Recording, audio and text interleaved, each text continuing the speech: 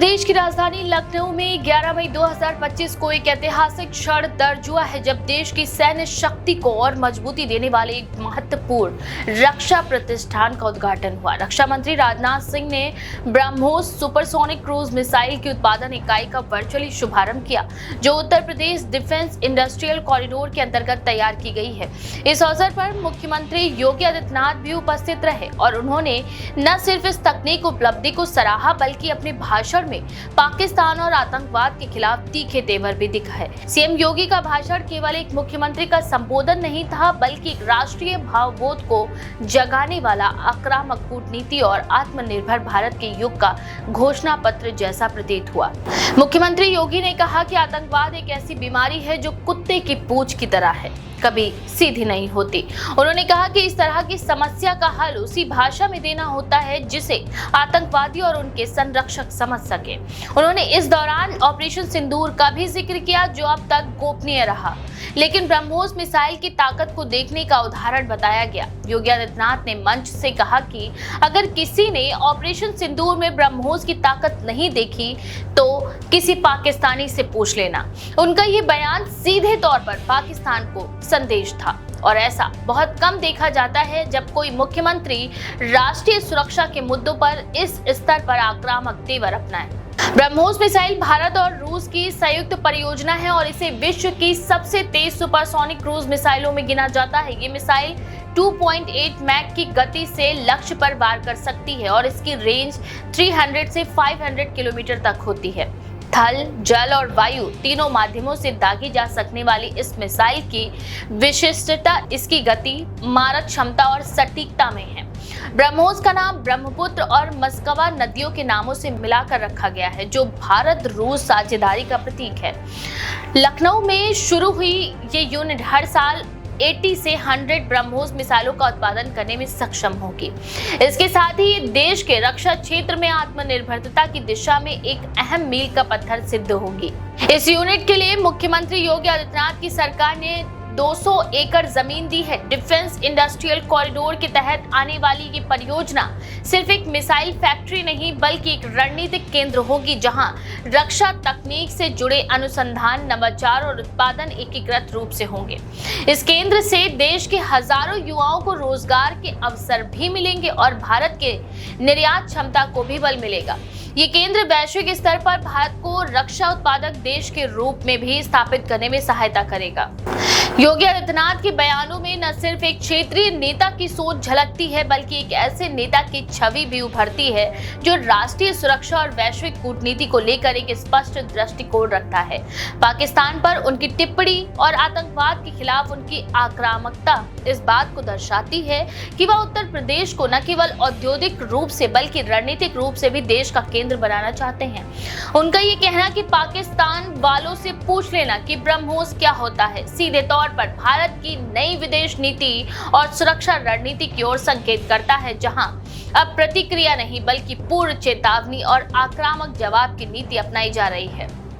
इस पूरे आयोजन के दौरान रक्षा मंत्री राजनाथ सिंह ने भी एक अहम भूमिका निभाई है। वर्चुअल माध्यम से जुड़ते हुए उन्होंने कहा कि भारत अब रक्षा आयातक नहीं निर्यातक देश बनने की राह पर है और ब्रह्मोस उत्पादन इकाई इसका जीवंत उदाहरण है। उन्होंने ये भी कहा कि इस तरह के रक्षा प्रतिष्ठानों से भारत की अंतर्राष्ट्रीय साख बढ़ेगी और विदेशी निवेशकों का विश्वास भी मजबूत होगा। राजनाथ सिंह का ये वक्तव्य इस बात को प्रमाणित करता है कि केंद्र और राज्य दोनों मिलकर भारत को रक्षा उत्पादन में आत्मनिर्भर बनाने के लिए प्रतिबद्ध हैं। इस पूरे घटनाक्रम को चुनावी राजनीतिक के चश्मे से भी देखा जा रहा है, जहां एक ओर केंद्र सरकार के आत्मनिर्भर भारत मिशन को बल मिल सकता है, वहीं दूसरी ओर योगी आदित्यनाथ ने राष्ट्रवाद और सैन्य गौरव को मिलाकर एक नया राजनीतिक विमर्श गढ़ा है। ये रणनीति भाजपा के लिए चुनावी दृष्टिकोण से भी उपयोगी हो सकती है, क्योंकि इससे जनता के बीच ये संदेश जाता है कि भाजपा न केवल विकास के लिए प्रतिबद्ध है बल्कि देश की सुरक्षा के मुद्दे पर भी दृढ़ और निर्णायक है। विपक्ष की ओर से इस कार्यक्रम को लेकर कोई खास प्रतिक्रिया सामने नहीं आई है, जिससे ये संकेत मिलता है कि या तो विपक्ष इस मुद्दे पर प्रतिक्रिया देने से बच रहा है या वह इस विषय पर रणनीतिक चुप्पी भी साधे हुए है। वहीं इस मौके पर स्थानीय जनता के बीच भी उत्साह देखा गया। कई लोगों ने इसे लखनऊ के लिए एक ऐतिहासिक दिन बताया और कहा कि ये उन्हें गौरवान्वित करता है कि उनका शहर अब राष्ट्रीय सुरक्षा में योगदान देने वाला केंद्र बन गया है। युवाओं में खासा उत्साह देखा गया क्योंकि इस यूनिट के शुरू होते ही उन्हें उच्च तकनीकी क्षेत्रों में रोजगार के अवसर भी प्राप्त होंगे। स्थानीय उद्योगों, शैक्षिक संस्थानों और टेक्नोलॉजी फर्म्स के लिए भी ये एक वरदान साबित होगा क्योंकि ब्रह्मोस यूनिट के चलते टेक्नोलॉजी ट्रांसफर, स्टार्टअप्स और सहयोगी उद्योगों को बल मिलेगा। ब्रह्मोस यूनिट की स्थापना से उत्तर प्रदेश के औद्योगिक परिदृश्य में एक बड़ा बदलाव आने की संभावना है। पहले जहां यूपी को मुख्यतः कृषि और निर्माण के लिए जाना जाता था, अब वह रक्षा उत्पादन और उच्च तकनीक आधारित उद्योगों का केंद्र बनता जा रहा है। योगी सरकार की वन डिस्ट्रिक्ट वन प्रोडक्ट जैसी योजनाएं अब रक्षा क्षेत्र में भी विस्तार लेती दिख रही हैं। ब्रह्मोस यूनिट इस दिशा में एक निर्णायक पहल है।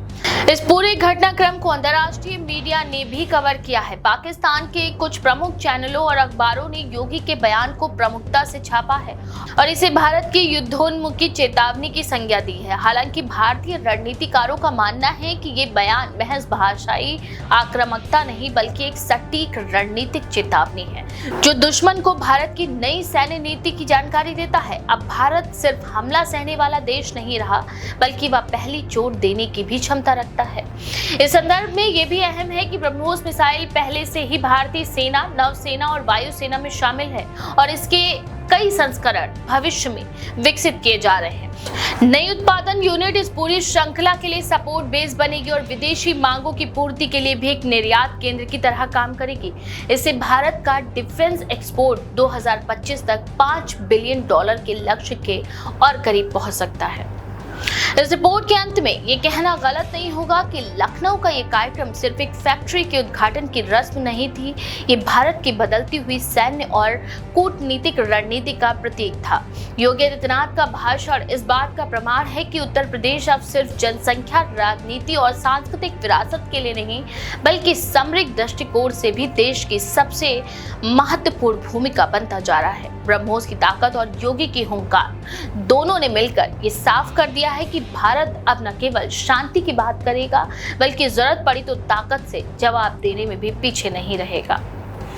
आपका इस बारे में क्या विचार है? अपनी राय कमेंट में जरूर लिखें। ऐसी और भी लेटेस्ट खबरों के लिए देखते रहिए द पेज 90।